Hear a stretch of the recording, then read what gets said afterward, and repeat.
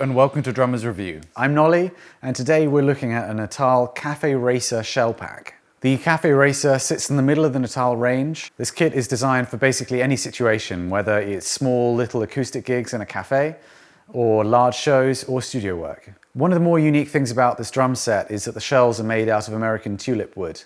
It's definitely not a timber you see very much in drum manufacture. This particular set has an undrilled 22x18 bass drum, 10x8 and 12x9 rack toms, and a 16x16 floor tom.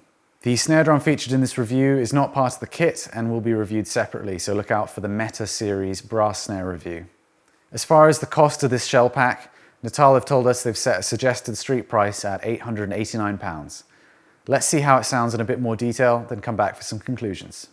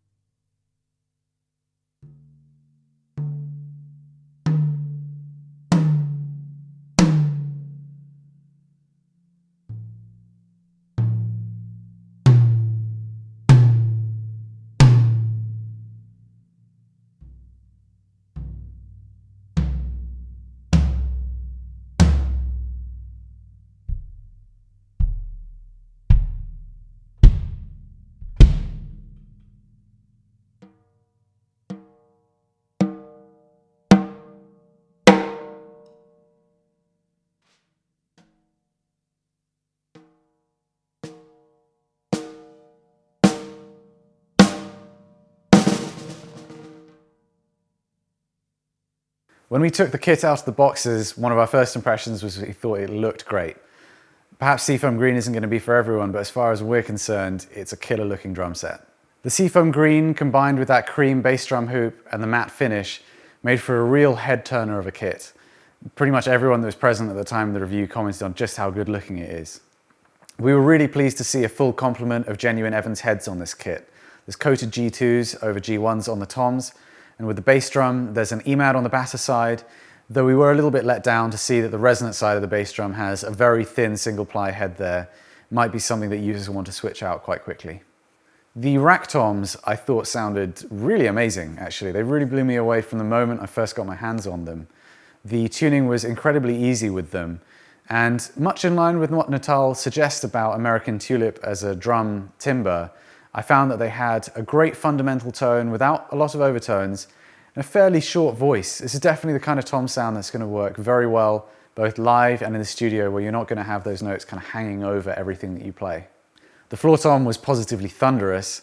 The full sound of that tulip wood shell combined with the fairly short decay meant that it's a super usable drum, loads of great attack and depth to it. The kick drum didn't come to us with any kind of muffling provided, So in the interest of keeping things consistent with the other ported bass drums that we've reviewed, we threw an Evans EQ pad in there. With the muffling installed just touching the front head, we found that it had a really lovely low-end wallop to it, a real kind of doofy character to the low end. It's the kind of sound that with an internal mic you can get enough attack, but to me it's also got a full enough sound that's going to work really well in an acoustic environment without being too direct or clicky. Overall, I thought that these toms with that bass drum made a really good set. All of them have a similar warm tone, fairly short sustain, loads of fundamental pitch and minimal overtone to them. To me, that lack of overtones also responded really well in the studio situation. I thought that the tones immediately sounded fantastic coming through the microphones. Definitely on the warmer end of things, but just a lovely sound to hear. To me, these drums are obviously going to be great for those of you who are after a more warm or full-bodied tone. But I'd also be very interested to see how they sound with clear heads on them, and perhaps a different complement of bass drum heads. I think it could hold up really well for heavier styles too, with a bit of extra attack from those heads. The build quality with these drums is really high. We particularly like the hardware that comes with the shells. We think the lugs are exceptionally heavy duty. In fact, the shells are perhaps a little bit on the heavier side, but I've got a feeling that is just due to the hardware rather than the wood itself. Additionally, we really like those tom mounts. Everything is very heavy duty and the toms sang straight away once we put them onto the cymbal stands. In general, the fit and finish are of really high quality with these drums.